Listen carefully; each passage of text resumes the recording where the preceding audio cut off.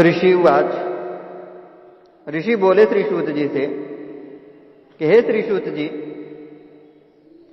यह शिव व्रत सबसे पहले यहां किसने किया था और इस व्रत से क्या श्रेष्ठ फल प्राप्त होता है? त्रिशूत उवाच। तब त्रिशूत जी बोले ऋषियों से कि हे ऋषियों, मैं प्राचीन संपूर्ण पापों के नाश करने वाले निषाद के इतिहास को वर्णन करता हूं। पहले वन में एक गुरुद्रुह नाम से प्रसिद्ध कुटुंबी बलवान अपने कर्मों में तत्पर भील रहता था। वह नित्य वन में जाकर मृग आदि पशुओं को मारता था। इसी प्रकार वन में निवास करते हुए उसे बहुत समय बीत गया। वहां निवास करते हुए शोभायमान शिवरात्रि प्राप्त हुई, अर्थात शिवरात्रि का दिन आया। परंतु बड़े वन में निवास करते हुए यह नहीं जाना। उसी समय उसकी माता पिता स्त्री ने उस भील को प्रार्थना किए, हे वनेचर, हम भूख से व्याकुल हुए हैं, हमको भोजन दो। ऐसी प्रार्थना सुनकर वह निषाद धनुष ले शीघ्र ही मृग के मारने को गया और संपूर्ण वन में फिरा। दैव योग से उस समय उसने कुछ भी नहीं खाया था और कुछ भी नहीं उसे मिला। उस समय सूर्यास्त हो गया। इससे वह दुखी हुआ कि क्या करूं, कहां जाऊं। आज मुझे कुछ भी भोजन नहीं मिला। मेरे घर में जो बालक हैं, माता पिता हैं, उनको क्या भोजन कराऊंगा। मेरी जो स्त्री है उसके कुछ संतान होने वाली है, उसके निमित्त भी कुछ भोजन ले जाना उचित है। बिना भोजन लिए नहीं जाऊंगा। ऐसा विचार करके वह भील सरोवर के समीप जा, वहां जल का घाट था, वहां जाकर स्वयं स्थित हुआ। अवश्य ही इधर कोई जीव आवेगा, उसे मारकर आनंद से अपने घर को जाऊंगा। ऐसा जानकर वह भील जल लेकर एक बेल के वृक्ष पर चढ़कर स्थित हुआ। जब कोई जीव आवेगा तब उसे मैं मारूं, ऐसा मन में विचार कर भूख प्यास से व्यथित स्थित रहा। तब रात्रि के पहले पहर में एक हिरणी प्यास से व्याकुल हो चकित हुई, हाँफती हुई वहां आई और उस मृगी को देख उस निषाद ने उसके मारने के लिए प्रसन्न हो शीघ्र ही अपने धनुष पर बाण चढ़ाया। इस प्रकार उसके करने से जल तथा बेलपत्र नीचे गिर गया और वहां शिव का जो त्रिलिंग था, पहले पहर की महादेव की पूजा हो गई।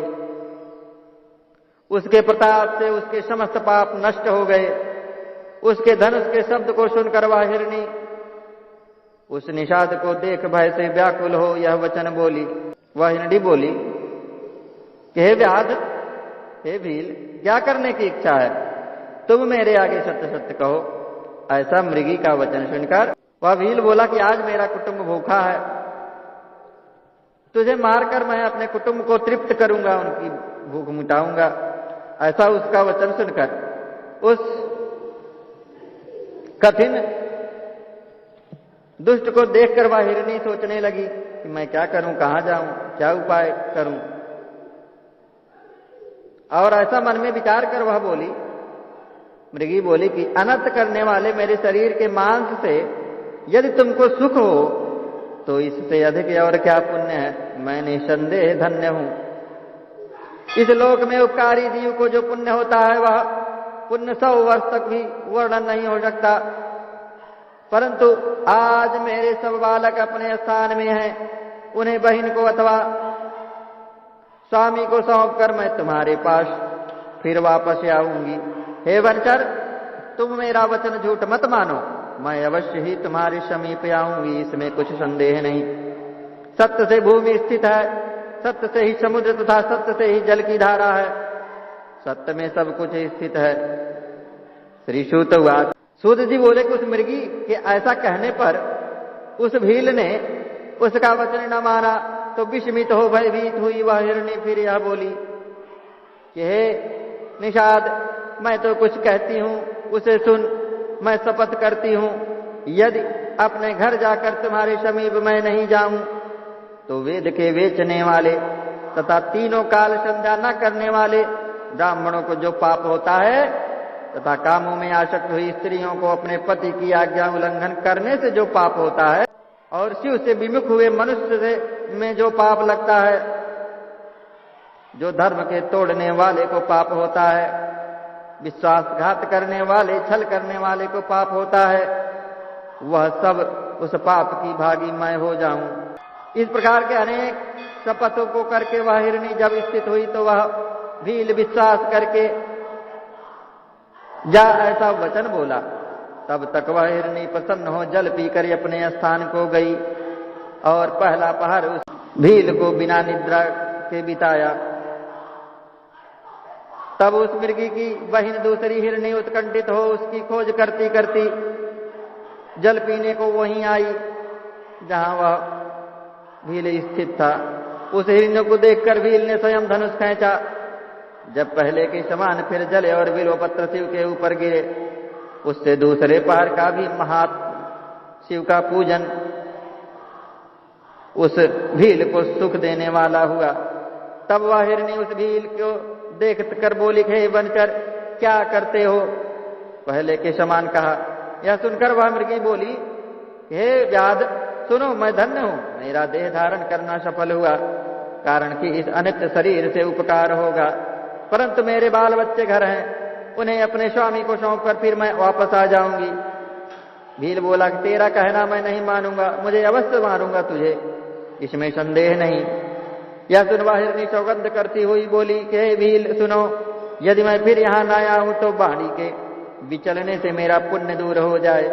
जो मनुष्य विवाहिता स्त्री को छोड़कर और स्त्री से भोग करता है तथा जो वेद धर्म का उल्लंघन करके कल्पित हुए मार्ग में जाता है, जो विष्णु की भक्ति में लगकर शिव की निंदा करता है, जो माता पिता के क्षयाह अर्थात मरण के दिन जो ब्राह्मण भोजन बिना खाली जाने देता है, दूसरे को दुख देकर फिर पीछे से मीठे वचन बनाता है, मैं उस पाप से लिप्त हो जाऊं अगर लौट कर न आऊं। श्री सूत श्री सूत जी बोले कि वह भील इस प्रकार मृगी के कहने पर तू जा ऐसा वचन बोला। तब हिरणी प्रसन्न हुई और जल को पान कर अपने घर को गई। तब तक उस भील को बिना नींद के दूसरा पहर भी बीत गया। उस समय तीसरे पहर के आने पर उनके आने से विलंब जानकर वह व्याधा चकित हो उनकी खोज में तत्पर हुआ। तब उसने उस पहर में जल मार्ग में आता हुआ एक मृग देखा। उस हष्टपुष्ट हिरण को देखकर वह भील धनुष पर बाण चढ़ाए उसे मारने को उद्यत हुआ। उस समय उसके ऐसा कहने पर कुछ एक बेलपत्र उसके प्रारब्धवश शिव के ऊपर फिर से गिर पड़े। उनके उस रात्रि में उस भील के भाग्य से तीसरे पहर की भी शिव की पूजा हो गई। इस प्रकार शिव जी ने उसके ऊपर कृपालुता दिखाई और वहां उस शब्द को सुन के वह मृग बोला कि हे भील तुम क्या करते हो?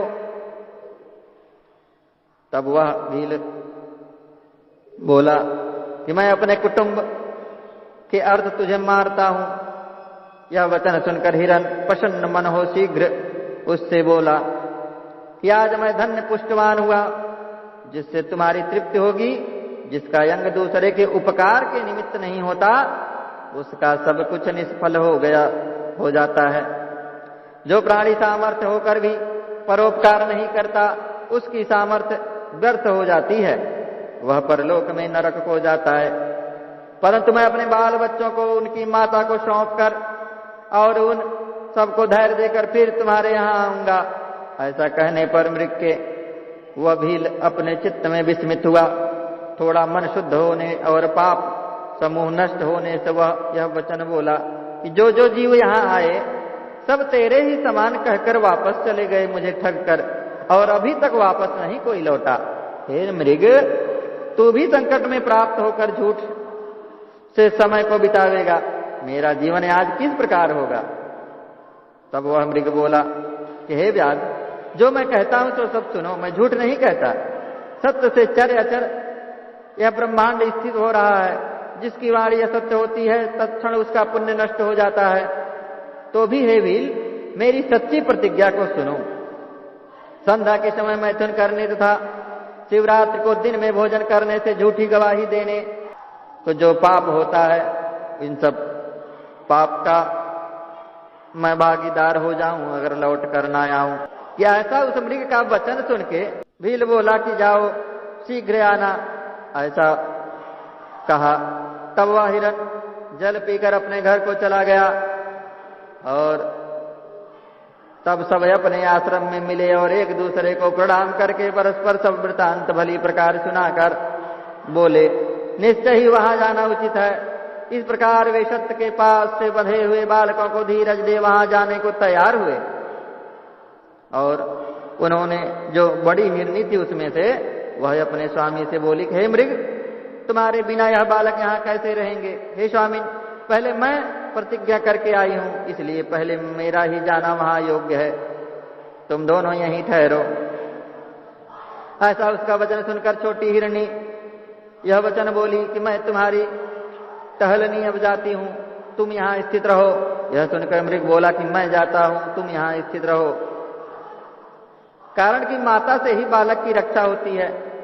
अपने स्वामी का वचन सुनकर वे दोनों हिरनी न मानती हुई अपने पति से प्रेम पूर्वक यह वचन बोली कि वैधव्य अर्थात विधवापन में जीना धिक्कार है। तब वे सब बालकों को धैर्य दे उन्हें पड़ोसियों को सौंप कर शीघ्र वहां गए जहां वह श्रेष्ठ भील स्थित था। वे सब बालक भी वह देख उसके पीछे पीछे चल दिए। इन माता पिता की जो दशा होगी वह दशा हमारी भी होगी। तब उन सबों को देख के यह भील प्रसन्न हो धनुष बाण चढ़ाने लगा। तभी शिव के ऊपर जल तथा बेलपत्र फिर से गिर पड़े। इससे शिव का चौथे पहर का शुभ पूजन भी हो गया। उस समय उसका सब पाप भस्म हो गया। तब वे दोनों मृगी तथा मृग शीघ्र यह बोले कि हे व्याध सत्तम, तुम हमारे शरीर को सफल करो और हमारे ऊपर कृपा करो। ऐसा उन सबों का वचन सुनकर वह भील विस्मय को प्राप्त हो शिव पूजन के प्रभाव से दुर्लभ ज्ञान को प्राप्त हुआ। और यह परस्पर मिले हुए ज्ञान रहित मृग धन्य है जो अपने शरीर से परोपकार करने में तत्पर हैं। अब मनुष्य जन्म पाकर मैं क्या फल पाया, जो दूसरे के शरीर को पीड़ा देके अपना शरीर पाला, नित्य ही अनेकों पाप करके अपना कुटुंब पाला। हाय, ऐसे ऐसे पाप करके मेरी क्या गति होगी? मैं किस गति को पाऊंगा जो मैंने जन्म से पाप किए हैं? इस समय ऐसी चिंता करता हूं, मेरे जीवन को धिक्कार है, धिक्कार है। इस प्रकार ज्ञान में भरा हुआ वह बाण को निवारण अर्थात निकाल करके यह बोला कि हे मृग श्रेष्ठो, तुम धन्य हो, अपने स्थान को जाओ। उस भील के ऐसा कहने पर प्रसन्न हुए शिव जी और उन्होंने पूजनीय शास्त्र सम्मत अपना स्वरूप दिखाया। उस समय कृपा से उस भील को स्पर्श करके प्रीत से यह बोले कि हे भील, शिव जी बोले उस भील से कि हे भील, मैं इस व्रत करने से प्रसन्न हुआ, तू वर मांग। तब वह निषाद भी शिव के स्वरूप को देखकर क्षण मात्र में मुक्त हो, मैंने यह सब कुछ प्राप्त कर लिया, ऐसा कहता हुआ शिव के चरणों में गिर पड़ा। अति प्रसन्न हुए शिव जी ने भी उसे गुह ऐसा नाम देके तथा कृपा दृष्टि से देख दिव्य वरदान दिए। और शिव जी बोले, शिव जी बोले कि हे व्याघ्रे, हे व्याधर्ते, हे निषाद, सुन, तू मनोवांछित दिव्य भोगों को प्राप्त हो तथा श्रृंगवीरपुर में जा। श्रृंगवीरपुर में परम राजधानी को प्राप्त होकर वहां निवास कर। तुम्हारे वंश की वृद्धि अविनाशिनी होके देवताओं से भी प्रशंसनीय होगी और तुम्हारे घर साक्षात रामचंद्र जी निश्चय ही पधारेंगे। और वे मेरे भक्तों के ऊपर स्नेह करने वाले रामचंद्र तुम्हारे साथ मित्रता करेंगे और तुम मेरी सेवा में चित्त लगाकर दुर्लभ मोक्ष को प्राप्त करोगे। इसी अवसर में वे सब मृग शिव का दर्शन करके तथा शिव को प्रणाम करके मृग योनि से सुंदर मुक्ति को प्राप्त हुए। तब अर्बुदाचल पर्वत पे वह निषाद नामक शिव प्रसिद्ध हुए। व्याघेश्वरा शिवो जाता पर्वते हर बुधा चले, दर्शनाथ पूजना सद्यो भुक्ति मुक्ति प्रदायक। इस प्रकार तब अर्बुदाचल पर्वत पर वे व्याघेश्वर नाम शिव प्रसिद्ध हुए। हे देवताओं में श्रेष्ठ, यह भील भी उस दिन से लेके संपूर्ण भोगों को अनुभव करके रामचंद्र की कृपा को प्राप्त हो शिव की सायुज्य मुक्ति को प्राप्त हुआ। वह निषाद अज्ञान से शिव के व्रत को करके सायुज्य मुक्ति को प्राप्त हुआ। यदि भक्ति करने वाले मनुष्य शुभ मुक्ति को पाते हैं तो क्या आश्चर्य है।